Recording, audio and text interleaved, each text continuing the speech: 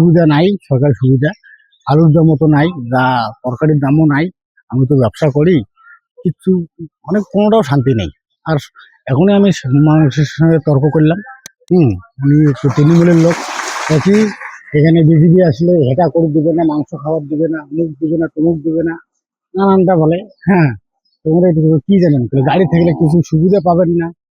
এই আমি তর্ক করলাম সকালবেলায় আজকে। কি মনে করছেন পরিবর্তন জরুরি? পরিবর্তন তো হবে, কি পরিবর্তন তো হবে এবার। কেন চাচ্ছেন? পরিবর্তন, এর সুবিধা ভালো না তো, এই সরকারের যা নিয়ম নীতি, কিরকম তো? না কিচ্ছু সুবিধা নাই। বুঝলেন, যে কোনো যে করবেন তাও নাই, জিনিসের দাম নাই, বেচাইনা করবেন সেটারও কোনো শান্তি নাই।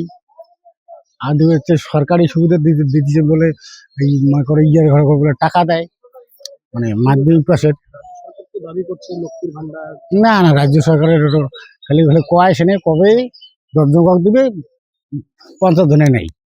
একদম সরকারি ভাওতা খালি, সব সরকারি ভাওতা। হাসপাতালে গেলে চিকিৎসা ঠিকভাবে পান? নাই, চিকিৎসা নেই, ওই যে ডাক্তার আছে, চিকিৎসা নেই।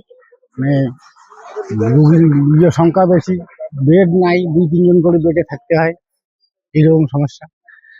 শিক্ষার ব্যবস্থা স্কুলগুলো স্কুলেরও তো সেই মতন পড়াশোনা নেই। আমি তো এই যে হাতের স্কুলের, আমি তো একদম নাইট গেট করি।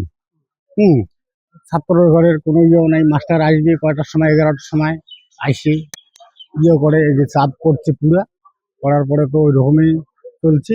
হ্যাঁ, এখন তো 4টে পর্যন্ত স্কুল চলছে এখন। ভোট তো দেন, ভোট দিই স্কুলে, হাই স্কুলে। শান্তিপূর্ণ ভোট হয়? ক্যাসাল কাজি হয়, ধমকি দেয় তৃণমূলের ঘর, কত ধমকি, মিটিং করে দেয় না, 2-3 বার বিজেপি ঘর ডাঙাল, দেলু ধরে ডাঙাল, কয়েক ধরে ডাঙাল। আমি ছিলাম, তৃণমূলী ধরনের ঝামেলা করে।